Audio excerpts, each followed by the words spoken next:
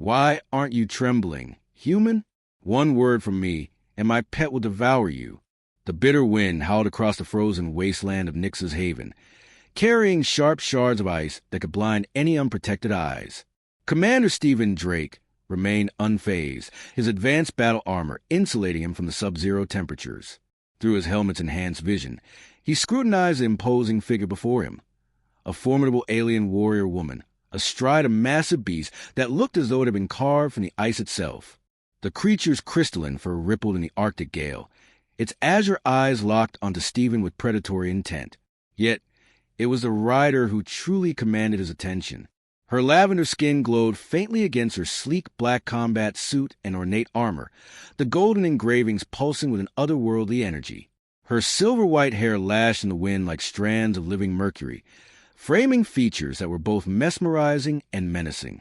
"I'll ask again, human," she called out, her voice carrying both authority and genuine curiosity. "Why do you not tremble? One word from me, and Frostfawn will tear you apart." Stephen allowed himself a small smirk, though she couldn't see it behind his visor. "Maybe I just don't scare easily, Your Highness."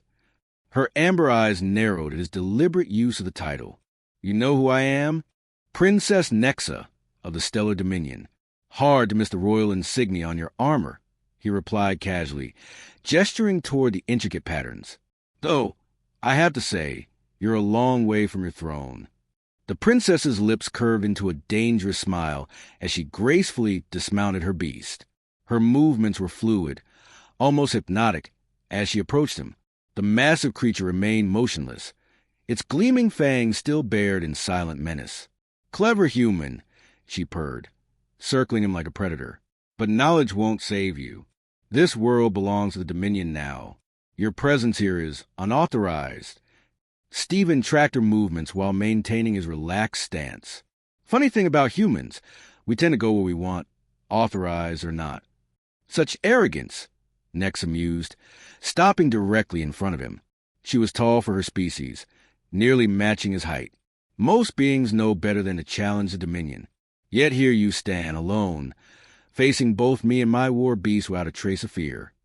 "Maybe I'm just enjoying the view," Stephen replied with deliberate insolence. A flicker of something, surprise, perhaps even amusement, crossed her exotic features. "You dare to flirt with me while staring death in the face? Would you prefer I beg for mercy?" "It would be more appropriate," she admitted, stepping closer, the mystical symbols on her battle bracers glowing brighter, though perhaps less interesting. The tension between them crackled like static electricity. Stephen caught the faint scent of something exotic, like winter flowers and ozone. He knew he was playing a dangerous game, but something told him that simple submission would earn him a swift execution, while defiance, well, that might just keep him alive long enough to turn the tables. "Tell me, brave human," Nyxa said, reaching up to tap his visor with one elegant finger, "what brings you to my frozen world? Surely not just to exchange barbs with its princess."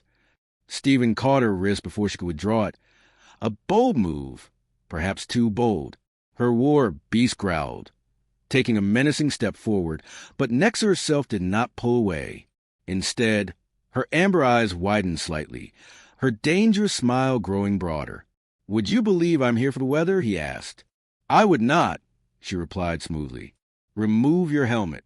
If we are to continue this discussion, I wish to see your face." Stephen hesitated.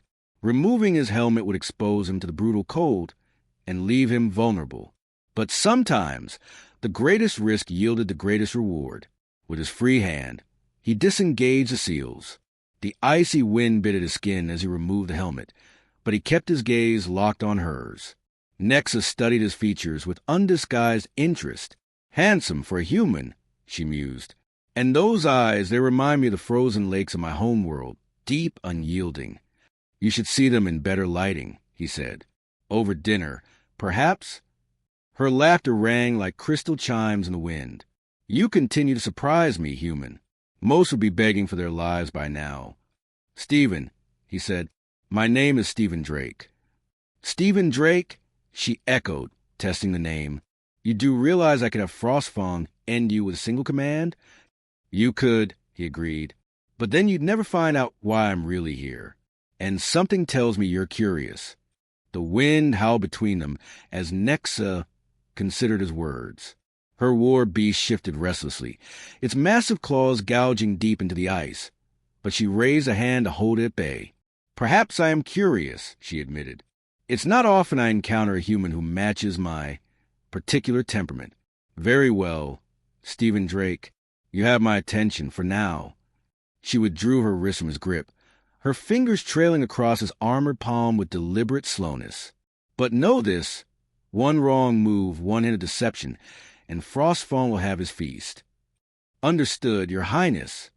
He tilted his head slightly, though I have to wonder, what makes you so sure I came alone? Her amber eyes narrowed dangerously. A bluff human. I've scanned this entire region. There are no other life signs within 50 kilometers. Stephen smiled, the kind of smile that had made more than one opponent rethink their position. Technology can be fooled. Princess. Even Dominion tech. You're either very brave or very foolish, she said, though her tone now held more intrigue than threat. Perhaps both. She turned and strode back to her mount with effortless grace. The way she moved in that form-fitting armor was almost certainly calculated to draw his attention, and damn if it wasn't working. Come, she said, glancing over her shoulder. My base is 2 kilometers east. We will continue this conversation somewhere more civilized. Unless, of course, you prefer to remain here and freeze. Stephen replaced his helmet and checked his weapons with casual deliberation. Lead the way, Your Highness. Though I hope your hospitality includes something warm to drink. Oh, I think you'll find our refreshments stimulating. She mounted Frostfawn with effortless ease. Try to keep up, Stephen Drake. It would be a shame to lose such entertaining prey to the storm. As they began their trek across the frozen expanse, Stephen kept a careful distance from both princess and beast.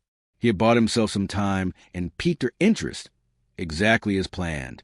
Now came the delicate part, maintaining that interest while uncovering the secrets hidden within the Dominion's icy stronghold. Stephen's voice was rough with desire, happy to continue proving that theory. Nexa laughed, the sound rich and full of promise. My private chambers are more suitable for such scientific exploration. Her fingers traced his jawline again. Unless you're having second thoughts, lead the way, Your Highness. As they moved through the crystalline corridors, Stephen forced himself to take note of their route and the security measures they passed, but most of his focus was on Nexa. The way she moved, the way her bodysuit caught the light, it made his mouth go dry. Several Dominion officers passed them, quickly averting their eyes, whether out of respect for their princess or disapproval of her chosen companion. Stephen couldn't tell. Not that he particularly cared at the moment. Nexa's private chambers were as luxurious as he'd expected.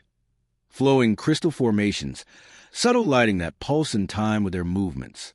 But he had little time to appreciate the decor before she pressed him against a wall, her body aligning with his in a way that felt inevitable. Last chance to run, human, she murmured against his lips. What happens next will change everything. Stephen pulled her closer, feeling the energy crackling between them. I'm counting on it. What followed defied human experience. A fusion of the physical and the energetic, a connection that left them both gasping. Nexa's lavender skin pulsed with light, her glow shifting in time with the rhythm. They set together. Hours later, tangled in sheets that shimmered like woven starlight, she traced patterns on his chest, a satisfied smile playing on her lips. You continue to surprise me, Stephen Drake. Few species can match Dominion stamina. He chuckled, running his fingers through her silver hair. Humans are full of surprises. Though I'll admit, some of what you can do is beyond human capability. She laughed softly.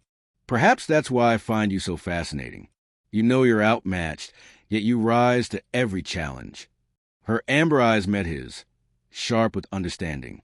Even now, in my bed, you're gathering intelligence, aren't you? Stephen didn't deny it. There was no point. She had already proven herself remarkably adept at reading him. Would you respect me if I wasn't? No, she admitted, propping herself up on one elbow.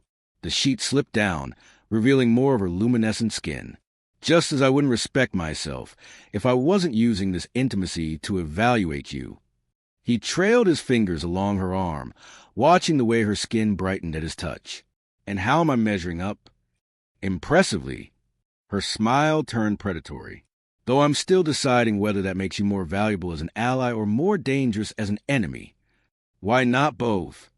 He pulled her closer, enjoying the way her bioelectric field made his skin tingle where they touched. She laughed, the sound rich with genuine amusement. You truly don't fear me, do you? Even knowing what I am, what I could do to you. I respect what you could do, he corrected. Fear would imply I think you're going to do it. Such confidence. She trailed her fingers down his chest. Tell me, Stephen Drake, what would you say if I offered you a position here? Not as a prisoner, but as something else. Depends on the position. His voice was deliberately suggestive. Her laughter was full of heat. I meant within the project, she clarified, though her wandering hand suggested she wasn't entirely focused on business. Your perspective could be valuable. And what would your father, the Emperor, think about that? Her eyes flashed. My father's opinion matters less than results. The Crystalline Matrix project is vital to the Dominion's future. Fresh insights could be useful. Stephen filed away this confirmation of the project's importance. And General Crixus? She scoffed. He can feed himself to Frostfawn if he objects. I am Princess of the Dominion. If I choose to take a human lover and technical advisor, that is my prerogative. Stephen raised an eyebrow. Lover and technical advisor? That's quite a promotion from prisoner who should be eliminated. You've proven your worth in multiple ways, she purred, pressing closer. Though I may require further demonstrations. Her skin began to glow again, but before things could progress further, a chime sounded through the chamber. Your Highness, a voice called through the comm system. General Crixus requests your presence in the main laboratory. There's been an incident with the Matrix. Nexa's expression darkened. Of course there has. She rose gracefully, her bodysuit materializing around her as if summoned. Stephen sat up, his own suit responding to his mental command to reform. Want company? She considered him for a moment, then smiled. Yes, actually. Let's see how our dear general handles that. As they left her chambers, Nexa caught his arm, her expression unreadable. Remember, Stephen Drake, what you've seen of me. Few ever have. That makes you either very privileged or very vulnerable. He grinned. Why not both? Her answering laugh echoed.